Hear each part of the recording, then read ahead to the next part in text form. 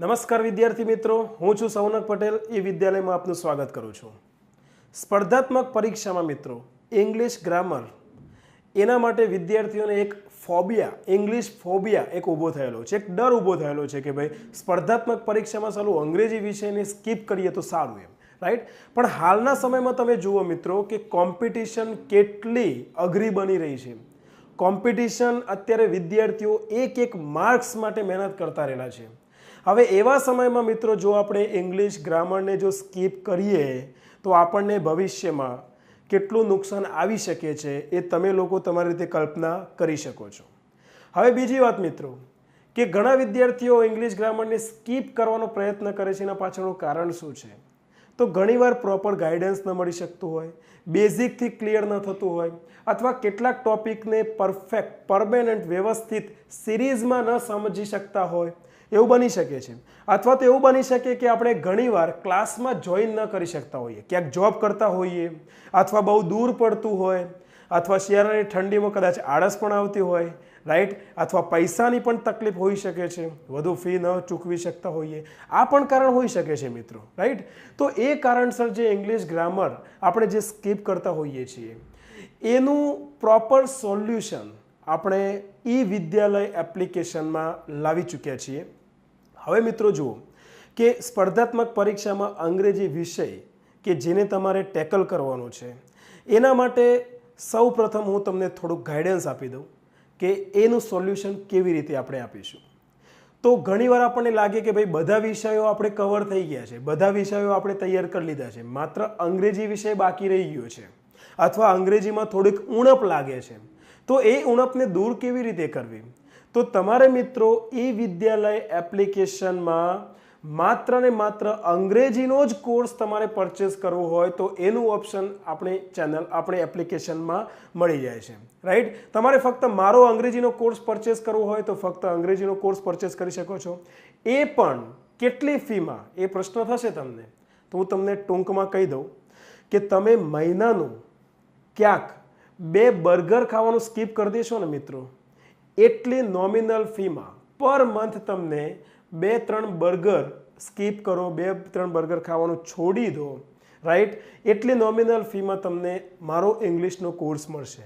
હવે એટલી નોમિનલ ફીમાં મિત્રો અંગ્રેજીનો કોર્સ ખરો, પણ શું મળશે? કેટલા વિડીયોઝ મળશે? કેટલા ટોપિક્સ કવર થશે? એ પણ જાણવું જરૂરી છે તમારા માટે. તો ચલો આપણે એ પણ જોઈ લઈએ. તો જુઓ મિત્રો, સૌથી પહેલાં ટોપિક્સ ટુ બી કવર્ડ. ઇંગ્લિશ ગ્રામરના કોર્સ જે મારો છે એમાં તમારે કેટલા ટોપિક્સ કવર થશે? તો સૌથી પહેલાં ટેન્સની સેન્ટેન્સ પેટર્ન, 12 ટેન્સની વાક્ય રચના ક્લિયર કરાવી દઈશું. એના પછી ઓલ ટેન્સીસ, 12 ટેન્સની શોર્ટ ટ્રિક્સ કયો, નિયમો કયો, કોન્સેપ્ટ કયો, એક્સરસાઇઝ કયો, બધું એમાં મળી જશે તમને. એના પછી ઓક્ઝિલિયરી વર્બ. ઓક્ઝિલિયરી વર્બ એટલે સહાયકારક ક્રિયાપદ. એના 3 પ્રકાર છે મિત્રો, પ્રાઇમરી, મોડલ અને માર્જિનલ.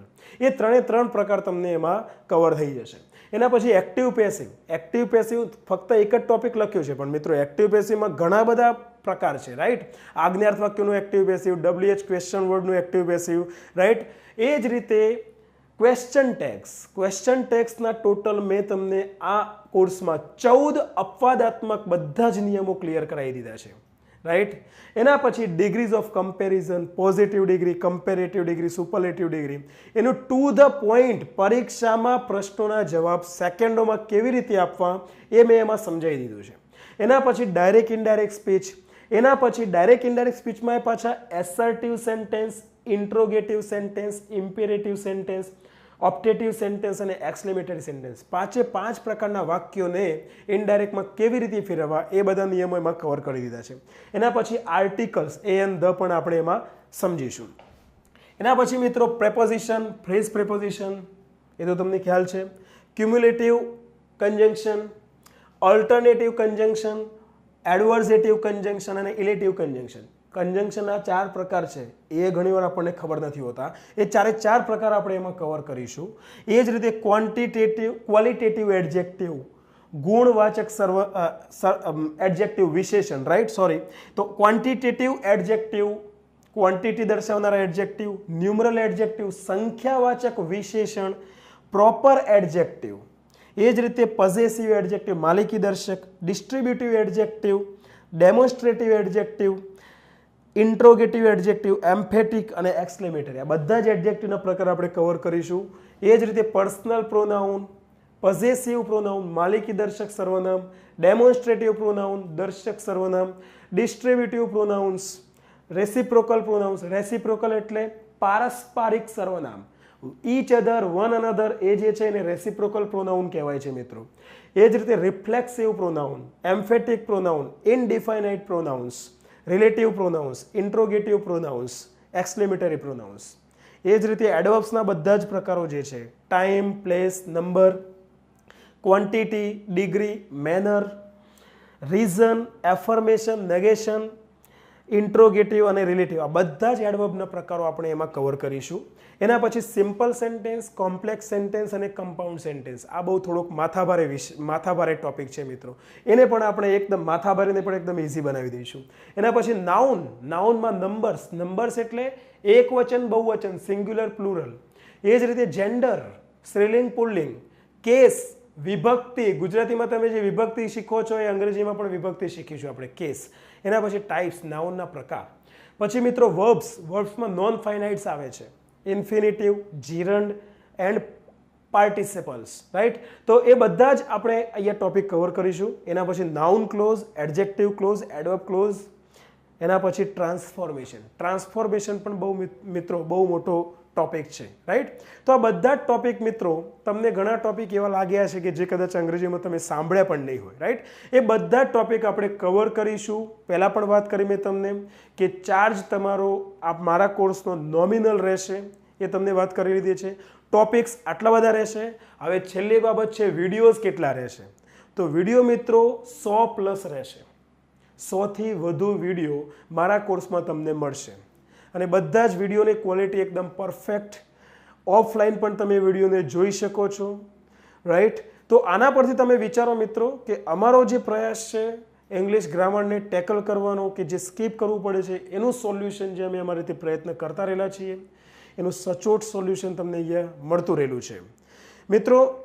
તમને આ વિદ્યાલય કોર્સ મારો જે છે એને તમારે પરચેસ કરવો હોય, સબસ્ક્રાઈબ કરવું હોય તો એના માટે આપણા વિડીયોની નીચે ડિસ્ક્રિપ્શનમાં એની લિંક આપી દીધેલી છે. એ લિંક પર ક્લિક કરીને વિદ્યાલય એપ્લિકેશન ડાઉનલોડ કરી લો. ડાઉનલોડ કરીને અને મારું સૌનક પટેલ નામ કરીને ઇંગ્લિશ ગ્રામર સર્ચ કરીને એમાં સર્ચ કરો, તમને એ કોર્સ મળી જશે.